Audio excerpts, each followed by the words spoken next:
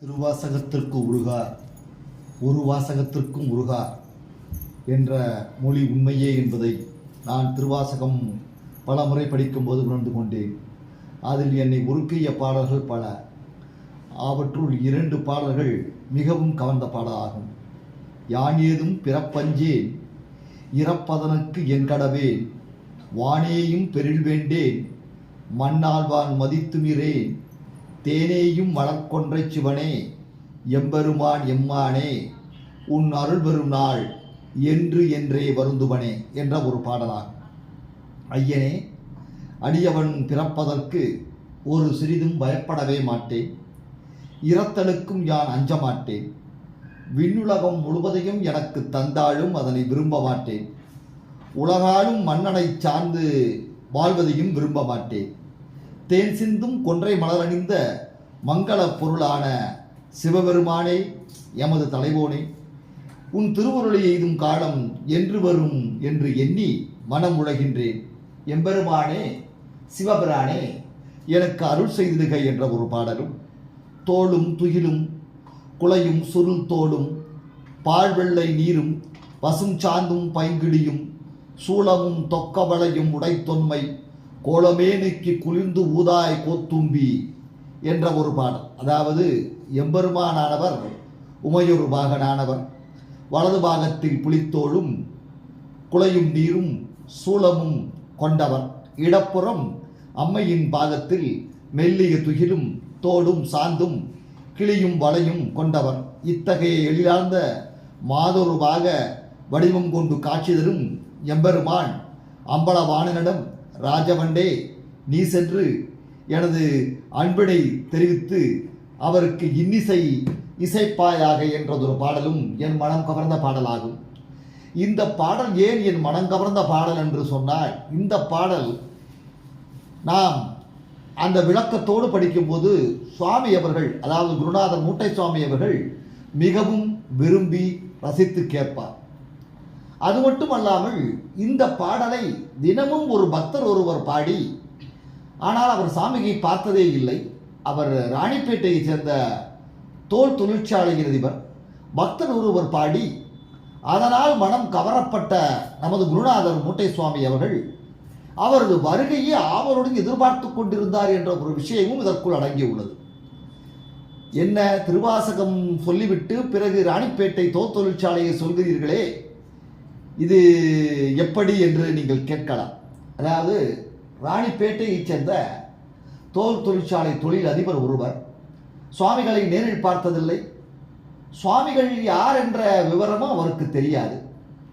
சுவாமிகளை பற்றி அவர் கேள்விப்பட்டதுமே இல்லை. அவர் பல்லாண்டு காலம் சிவபெருமானுடைய அடியார். பெருமானுடைய தேவாரம் திருவாசக பாடல்களை தினமும் பக்தியுடன் ஒருமனதாக ஓதி அந்த காலை இறை வணக்கத்தை முடித்த பிறகே தனது கடமைகளை செய்வார். அதுபோலவே அந்த ராணிப்பேட்டை தொழிற்சாலைக்கும் அந்த கடமைகளை செய்த பிறகே வருவார். அப்படிப்பட்ட அவரது வாழ்க்கையில் சிவபெருமான் ஒரு திருவிளையாடல் புரிந்தார் என்றே சொல்ல வேண்டும். அன்னார் அவர்கள் மிகுந்த மனக்கவலைக்கு உள்ளாகும் வகையில் அந்த தொழிற்சாலையில் ஒரு நிகழ்வு நடந்தது. அதாவது அந்த தொழிற்சாலையில் ஒரு கொலை ஒன்று நடந்து முடிந்தது.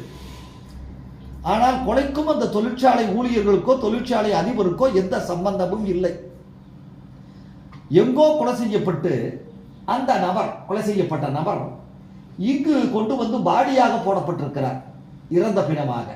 ஆனால் தொழிற்சாலை தான் கொலை நடந்தது என்று கம்ப்ளைண்ட் ஆகி நடவடிக்கை தொழிற்சாலை மீது எடுக்கப்பட தொழிற்சாலை ஓனரான இந்த அன்பரும் தொழிற்சாலையின் மேனேஜரும் அதில் மாட்டிக்கொண்டார்கள் என்றே சொல்ல வேண்டும். அப்பொழுது அவர்கள் முதல் நாள், அந்த கொலை நடந்த முதல் நாள் இரவு அவர்கள் எங்கிருந்தார்கள், என்ன செய்து கொண்டிருந்தார்கள் என்ற விசாரணை நடந்தபோது அந்த தொழிற்சாலைக்கு அதிபர் சிவபெருமானின் பிரதோஷ பூஜையில் கலந்து கொண்டிருந்தார். அந்த பிரதோஷ பூஜையானது சனி மகா பிரதோஷ பூஜையாகும். அந்த சனிக்கிழமை பூஜையில் அவர் தனது வீட்டிலே நடந்த, வீட்டு அருகாமையில் உள்ள ஒரு சிவ லிங்க பிரதிஷ்டை செய்யப்பட்ட இடத்தில் அந்த பிரதோஷ பூஜையை கலந்து கொண்டார். கிட்டத்தட்ட ஒரு 20-30 பேர் கலந்து கொண்டிருப்பார்கள் என்று நினைக்கின்றேன். அவர் கலந்து கொண்டதற்கு அவர்கள் மட்டுமே சாட்சி. மனமுருகி சிவபெருமானை இந்த பாடலை சொல்லி வழிபட்டு அந்த பிரதோஷ பிரசாதத்தை பெற்றுக்கொண்டு அவர் இல்லம் திரும்பி அன்று மிகுந்த களைப்பாக இருந்த காரணத்தால் உறங்கிவிட்டார். அவர் எப்பொழுது அந்த பிரதோஷ பூஜையில் கலந்து கொண்டாரோ அந்த நேரமானது 4:30 முதல் 6 மணி வரை. பிறகு அவர் களைப்பின் காரணமாக உறங்கிவிட்டார். அவர் உறங்கிய பொழுது இரவு 7 மணிக்கு மேல். அன்று இரவு அவர் கம்பெனிக்கு வருபவர் அந்த ராணிப்பேட்டை தோல் தொழிற்சாலைக்கு வரவில்லை. அன்று இரவுதான் அந்த கொலை வேறெங்கோ நடத்தப்பட்டு அந்த பாடியானது இவரது கம்பெனியில் போடப்பட்டிருக்கிறது.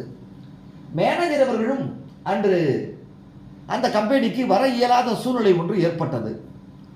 எப்படி என்றால் அவருடைய மாமியார் அவர்கள் உடல்நிலை சரியில்லாமல் இருந்த காரணத்தால் அவர் ஆஸ்பத்திரியில் அனுமதிக்கப்பட இவர் அங்கு சென்று விட்டார்.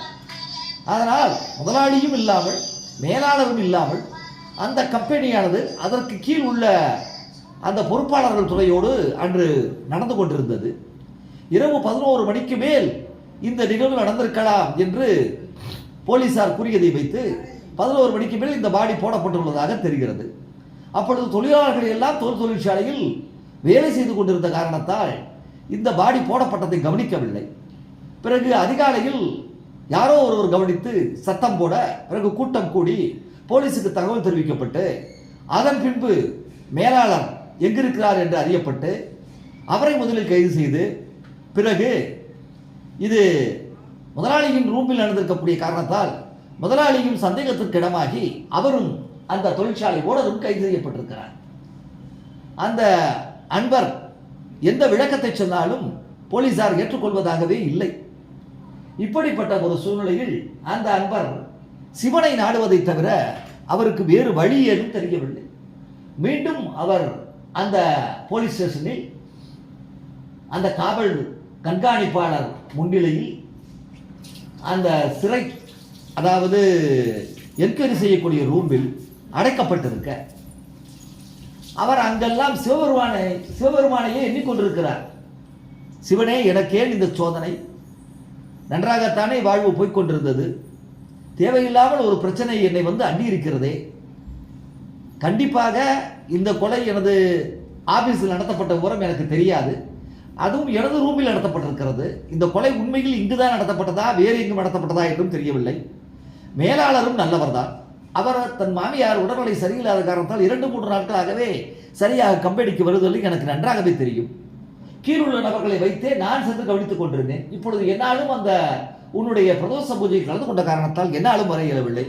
இப்பொழுது இந்த ஒரு சம்பவம் நடந்திருக்கிறதே, சிவபுரானே என்ன திருவிளையாடல் புரிகின்றாய் என்று அந்த கம்பிகளுக்கு பின்னால் என்று அந்த காவல்துறை அறையில் வேண்டிக் கொண்டிருக்க பிறகு அவர் மேல் எஃப்ஐஆர் போடப்பட்டது. மேனேஜர் மீதும் அவர் மீதும் எஃப்ஐஆர் போடப்பட்டு முதல் குற்ற தகவல் பத்திரிகை அறிக்கையின்படி இவர்கள் கோர்ட்டில் ஆஜர்படுத்தப்பட இருக்கிறார்கள். அந்த கோர்ட்டில் ஆஜர்படுத்தப்பட இருக்கும் அந்த நேரம், இரவு நேரத்தில் அந்த முதல் குற்றப்பத்திரிகை எஃப்ஐஆர் போடப்பட்டது. மறுநாள் காலை 11 மணிக்கு அவர்கள் கோர்ட்டில் ஆஜர்படுத்தப்பட இருக்கிறார்கள். மறுநாள் அந்த கோர்ட் உண்டு. ஏன்னால் வியாழக்கிழமை, புதன்கிழமை இல்லை சனிக்கிழமை என்று நடந்திருக்கிறது. பிரதோஷம் சனிமகா பிரதோஷத்தில் கலந்து கொண்ட சனிக்கிழமை என்று நடந்திருக்கிறது. ஞாயிற்றுக்கிழமை என்று இவர்கள் கைது செய்யப்பட்டிருக்கிறார்கள். ஞாயிறு கோர்ட்டு கிடையாது, திங்கட்கிழமை என்று கோர்ட்டு உண்டு. அதனால் திங்கட்கிழமை என்று இவர்களை ஆஜர்படுத்த இருக்கிறார்கள். அப்படி ஒரு சொல்ல இந்த ஞாயிறு இரவு அந்த முதலாளி அவர்கள் என்ன செய்வது எது செய்வது என்று புரியாமல் சிவபிரானை நினைத்துக் கொண்டு, ஐயா, உன்னை தவிர என்னை காப்பாற்ற, எனது கம்பெனியை காப்பாற்ற, எனது மேலாளரை காப்பாற்ற வேறு வழி தெரியவில்லை. உன்னையே சரணடைகிறேன், விதி விட்ட வழி, சிவன் விட்ட வழி என்று சொல்லிவிட்டு அமைதியாக இருந்து விட்டார். அவரது குடும்பத்தாரும் வக்கீல்களை ஏற்பாடு செய்து அவர்களும் இவரிடம் விசாரித்துக் கொண்டிருக்கிறார்கள், மேனேஜரிடம் விசாரித்துக் கொண்டிருக்கிறார்கள். ஆனாலும் மறுநாள் காலையில் கோர்ட்டு செல்லக்கூடிய கட்டாயம் வேறு இருக்கிறது. இந்த ஒரு சூழ்நிலையில் அந்த கொலை செய்யப்பட்டவர் யார் என்றும் என்னார் என்றும் அறியப்பட்டு அவரது பெயரெல்லாம் குறிக்கப்பட்டு அவரது குடும்பத்தாரும் அங்கு வரவழைக்கப்பட்டு அவர் கண்ணீரும் கம்பளையுமாக அவர்களும் இந்த கம்பெனிக்கும் இவருக்கும் சம்பந்தம் இல்லையே, இங்கு எப்படி இவர் கொலை செய்யப்பட்டார் என்ற அவர்களும் புரியாமல் கலங்கி அந்த விவரத்தை போலீசாரிடம் சொல்லியிருக்கிறார்கள். எல்லாமே முதல் குற்ற பத்திரிகையில் தாக்கல் செய்யப்பட்டிருக்கிறது. அந்த கொலை செய்யப்பட்ட நபருக்கு குடிக்கும் பழக்கம் இருந்திருக்கிறது. அவர் குடித்து விட்டு போதையில் இருக்கும் பொழுதுதான் கொலை செய்யப்பட்டிருக்கிறார். அந்த போதையுடனேயே அவர் கொலை செய்யப்பட்டு அந்த பாடிக்கு கொண்டாந்து போடப்பட்டிருக்கிறது என்ற முதல் தகவல் அறிக்கையில் சொல்லப்பட்டுள்ளது. போஸ்ட்மார்டம் ரிப்போர்ட் வந்தால் முழுமையாக தெரியும். ஆனால் முதல் தகவல் அறிக்கையில் சொல்லப்பட்டுள்ளது இந்த விஷயம். அவருடைய போஸ்ட்மார்டம் அறிக்கை இன்னும் வரவில்லை. ஏன்னால் உடனடியாக வராதல்லவா, வரவில்லை.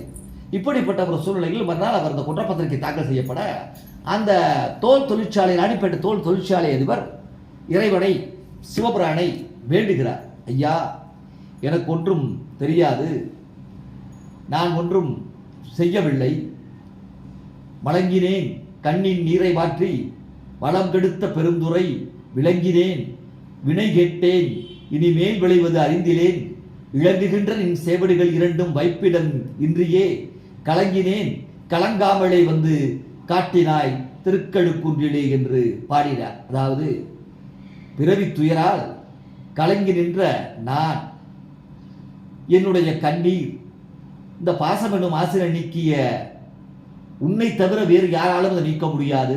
இப்பொழுது எனக்கு ஒரு பெரும் துன்பம் வந்திருக்கிறது, அதுவும் உன்னால் தான் நீக்க முடியும். பெருந்துரை பெருமானே, உனது அடியாராகிய நான் தீவினையால் சிக்குண்டு என்ன நிகழ்ந்து கொண்டிருக்கின்றதை அறியாமல் உன் திருவடி பேறுகளையே தாங்கும் பேறு பெற்று உனது திருவடிகளையே பிடித்துக்கொண்டு என்னை காப்பாற்ற உன்னை தவிர வேறு யாரும் இல்லை என்று மயங்கி தவிக்கின்றேன். திருக்கழுக்குன்றத்திலே எனக்கு காட்சி கொடுத்த எம்பெருமானே, ஈசனே, உன்னை போற்றுவேன் என்று அவர் மனதிற்குள் கலங்கி நிற்கின்றார். இப்பொழுது மறுநாள் காலை அந்த கோர்ட்டு கொண்டு செல்லும் அந்த நிகழ்வு முதல் குற்றப்பத்திரிகையின் காரணமாக, அந்த முதல் குற்றப்பத்திரிகை பதிவு செய்யப்பட்டதன் காரணமாக குற்றவாளி என்று சந்தேகிக்கப்பட்ட அந்த தொழில் அதிபரும், அந்த ராணிப்பேட்டை மில் தொழில், அதாவது ராணிப்பேட்டை தோல் தொழில் அதிபரும், அந்த மேனேஜரும் மேலாளரும் போலீஸ் காவலில் இருந்து கோர்ட்டுக்கு கொண்டு செல்லப்படுகிறார்கள். சரியாக 11:30 மணிக்கு அந்த நீதிபதி அவர்கள் இவர்களது முதல் குற்றப்பத்திரிகை அறிக்கையை படித்து பார்த்த பிறகு இவர்களை கூப்பிடுகிறார். இத்துடன் இந்த நிகழ்வை முடித்துக்கொண்டு நாளை இதனுடைய தொடர்ச்சியை தரலாம் என்று இருக்கிறேன். உங்களோடு பகிரலாம் என்று இருக்கிறேன். அது 1998 இதேபோல் ஜூலை மாதம், சில சமயம் காற்றும் மழையும் சில சமயம் வெயிலுமாக இருந்த மாதம் அது. அதாவது ஆணி 20க்கு மேல் இருக்கும்.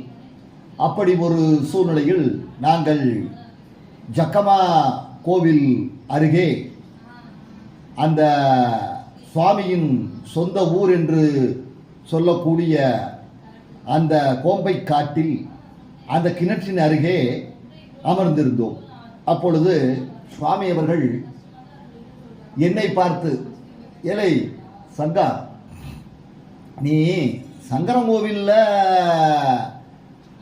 சில மாநாடுகள் சில இதெல்லாம் நடத்தினப்பா, ஜோதிட மாநாடு, வைத்திய மாநாடு, அது மாதிரி அது மாதிரிலாம் சிலது நடத்தலாம்னு சொன்னேன். ஒரு சிலது நடத்தினேன், சிலது நடத்தலை. ஆனால் இந்த விவசாய மாநாடுன்னு ஒன்று இருக்குல்ல சாமி, அந்த விவசாய மாநாடு நடத்தலாம்ல, உனக்கு விவசாயத்தை பற்றி என்ன தெரியும் அப்படின்னாரு. அப்பொழுது நான் ஒன்றும் சொல்லாமல், இல்லை சாமி, விவசாயம் அப்படிங்கிறது எங்கள் பூர்வீகத்தில் விவசாய நிலம் இருக்குது சாமி, மேலூரில், மதுரை மேலூரில். ஆனால் நாங்கள் குத்தகைக்கு விட்டுருக்கோம், நாங்கள் விவசாயம் பார்க்குறதில்ல. ஓ, அடுத்தவனை உழவிட்டு அவன்கிட்ட ஏதாவது ஒரு அமௌண்ட்டை வாங்கி சாப்பிட்றீங்களாக்கும், நெல் அது இதுன்னு பேசி. சாமி, நம்ம இறங்கி நம்ம வயலில் விழுகணும் சாமி, செவக்காடு வயக்காடு எல்லாத்துலையும் நம்ம இறங்கி பாடுபடணும் சாமி, அப்போ தான் நமக்கு பலனு. அடுத்தவன்கிட்ட கொடுத்துட்டா என்ன பலனு? அவன் நம்மளை ஏமாற்றி விடுவாங்கல்ல சாமி. அப்புறம் வயலில் உழுகிறது, பாடுபடுறது, அந்த பிரயோஜனம் நமக்கு கிடைக்காம போயிடும் சாமி. வள்ளுவர் என்ன சொல்லியிருக்காரு சங்கா? உழுதுண்டு வாழ்வாரே வாழ்வார், மற்றெல்லாம் தொழுதுண்டு பின் செல்வார் சொல்லியிருக்காரு. அப்போ நம்ம உழுதுண்டு வாழணுமா இல்லையா? தமிழர் பழக்கமே உழவுக்கும் தொழிலுக்கும் வந்தனை செய்வோம், வீணில் உண்டு கழித்திருப்போரை நிந்தனை செய்வோங்கிறது தானே சாமி. பாரதி சொன்ன மாதிரி, நீ என்ன, நீ இதுக்கெல்லாம் கருத்தெல்லாம் விட்டுட்டியா? உங்கள் அம்மா அப்பா, உங்கள்